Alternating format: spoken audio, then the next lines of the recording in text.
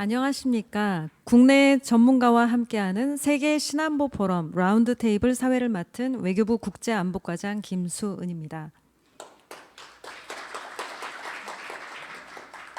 먼저 외교부 함상욱 다자외교 조정관님의 개회사로 오늘 라운드 테이블을 시작하겠습니다.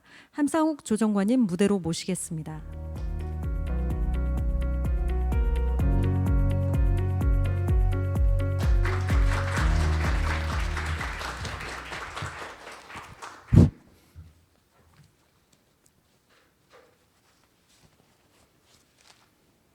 네, 반갑습니다. 외교부 다자외교 조정관 함상욱입니다.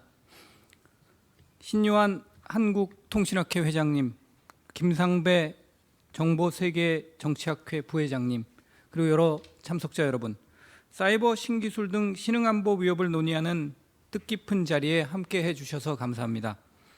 코로나19 팬데믹으로 더욱 가속화된 디지털 전환과 빠르게 발전하고 있는 기술이 인류 문명의 혜택만 가져오지 않는다는 사실은 이제 상식이 되었습니다.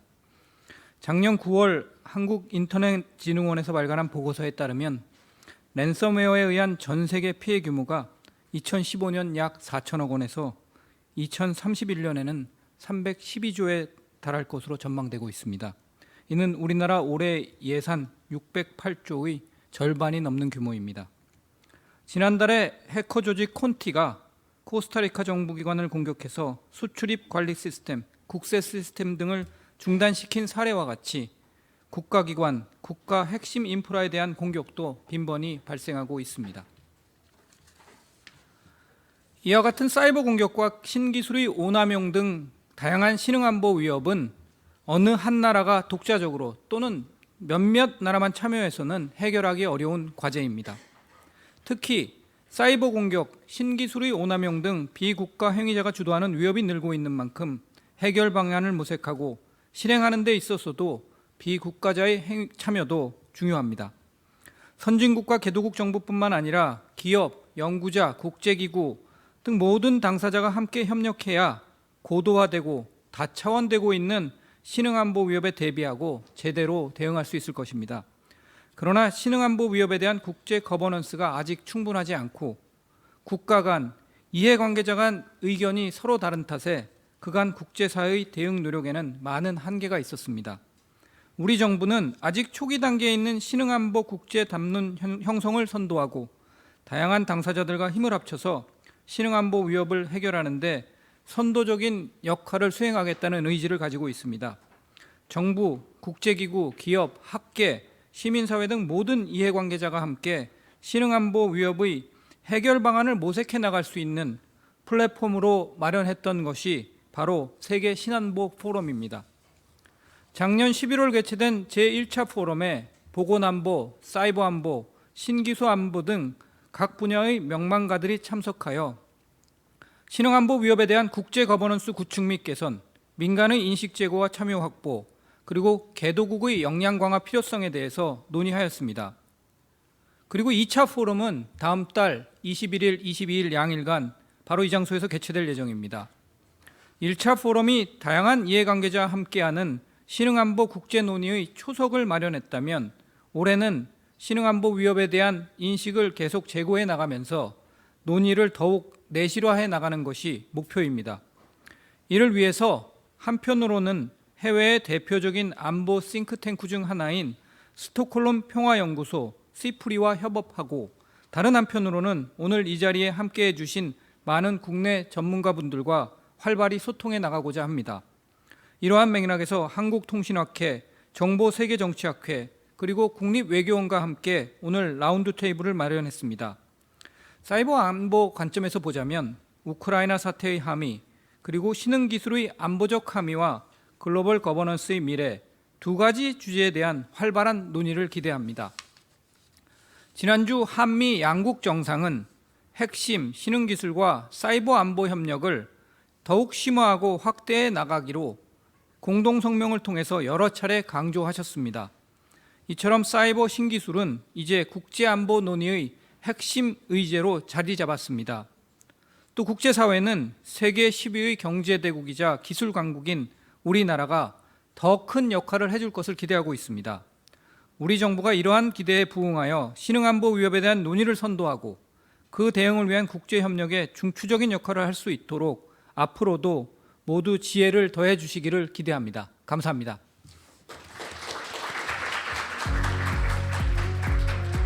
네, 감사합니다. 그럼 이어서 신요한 한국통신학회 회장님의 축사가 있겠습니다. 신요한 회장님 무대로 모시겠습니다.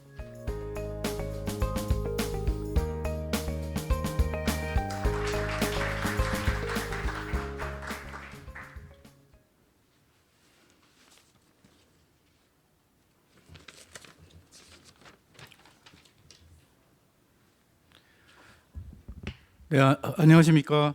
한국통신학회 회장을 맡고 있는 숭실대학교 신요한 교수입니다.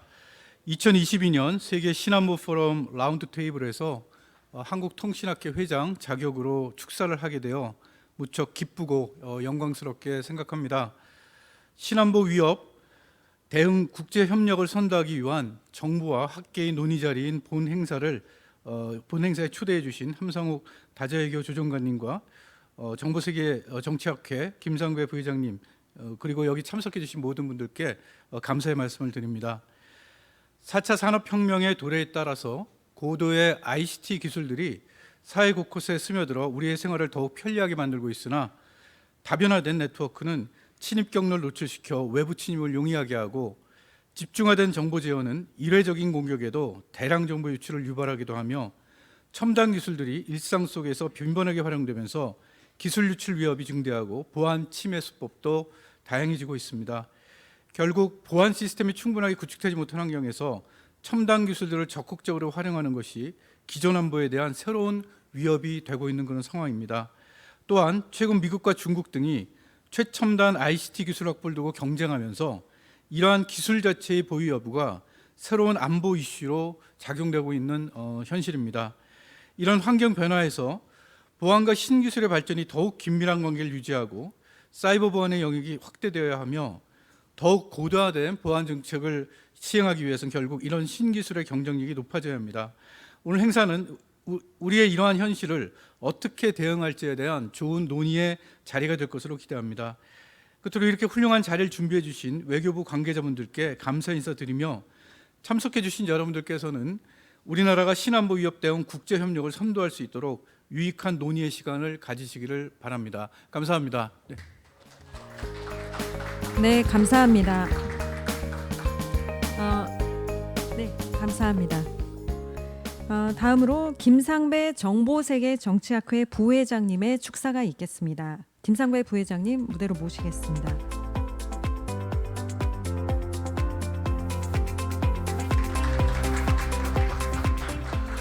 안녕하세요, 김상배입니다. 예, 오늘 이렇게 세계 신안보 포럼 그 라운드 테이블 개최하게 돼서 너무 반갑고 감사드리고요. 우리 함성욱 그 다자외교 조정관님, 작년에 저희가 이제 고민하면서 첫 행사를 막 그 기획하고 그랬었는데 이제 올해 또 이렇게 이어갈 수 있게 돼서 너무 기쁘게 생각하고 또 감사의 말씀, 또 그 추진력에 대해서 높은 경의를 표합니다.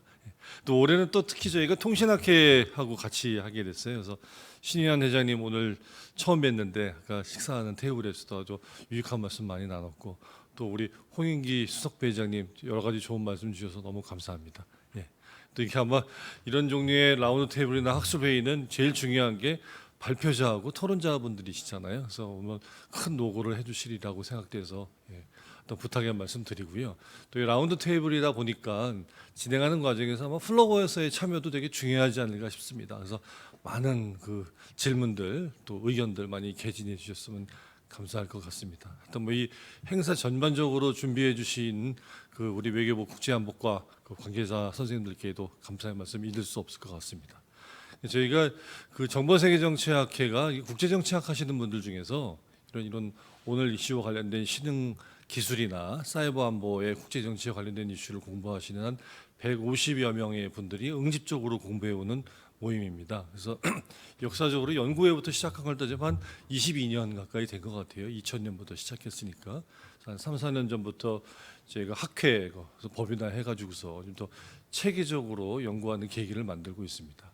저희가 그런 변화를 또 겪을 수밖에 없게 되는 사회적인 국내외적인 어떤 수요 같은 것들이 좀 작용하지 않았나라는 생각이 들고, 마침 또 저희가 올해 신흥기술과 사이버 안보의 국가전략이라고 하는 어떤 기획 시리즈를 좀 구성해서 진행하고 있습니다. 그래서 저희 같이 밀접한 관계에 있는 서울대학교 국제문제연구소에서 이슈 브리핑 시리즈로 한 20회 정도가 지금 나왔고, 그리고 이제 올 하반기에 저희 정보세계정치학회 추계 학술 대회를 통해서 이제 원고들이 취합되어서 아마 하반기 정도에는 책이 나오지 않을까 싶은데요.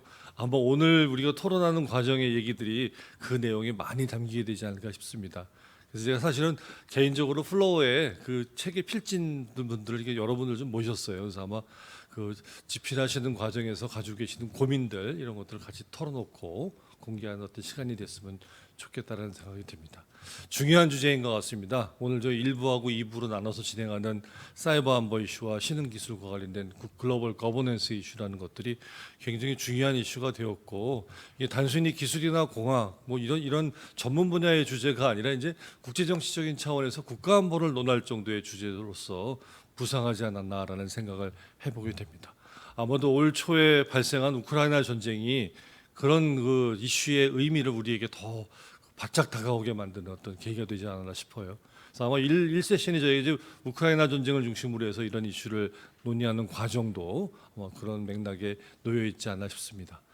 근데 중요한 건 그런 일이 벌어졌다고 분석만 하는 게 아니고 더 나아가서는 새로운 협력과 거버넌스의 메커니즘을 마련해서 대응해 나가는 게 되게 중요하지 않나라는 생각이 들고, 1차적으로는 우리 국내적으로도 되게 중요한 부분이겠지만 이 이슈 자체가 이제 국제적인 이슈, 글로벌한 이슈가 되었기 때문에 그런 부분에 우리가 참여하면서 무엇을 할 수 있을 것인가를 고민하는 게 중요하다고 생각이 듭니다. 우리가 이제 더 이상 개도국이 아니잖아요. 중견국으로서 나름대로 외교적인 리더십을 발휘할 수 있는 여지들이 굉장히 많아지고 있는데, 저는 개인적으로는 이 사이버 안보 이슈와 신흥 기술 이슈가 그런 글로벌 리더십을 중견국으로서 발휘해 볼 수 있는 대표적인 분야가 아닌가라는 생각을 해보게 됩니다. 좀 큰 기대를 가지고 있는데요. 1부하고 2부의 다양한 토론을 통해서 우리가 생각하고 있는 바들을 정리하고 또 앞으로 우리가 뭘 해가야 될 것인지에 대한 고민의 어떤 포커스를 좀 맞춰보는 그런 시간이 됐으면 좋겠다라는 말씀 드리면서 인사 말씀 마치도록 하겠습니다. 감사합니다. 네, 감사합니다. 오늘 바쁜 일정 중에도 참석해 주신 모든 분들께 감사드립니다. 현재 화상 시스템으로도 생중계가 되고 있는데요. 함께 시청해 주시고 계신 모든 분들께 감사드립니다. 그럼 저희는 잠시 무대를 정돈한 후에 우크라이나 사태와 사이버 안보의 함의라는 주제로 세션 1에서 뵙겠습니다. 감사합니다.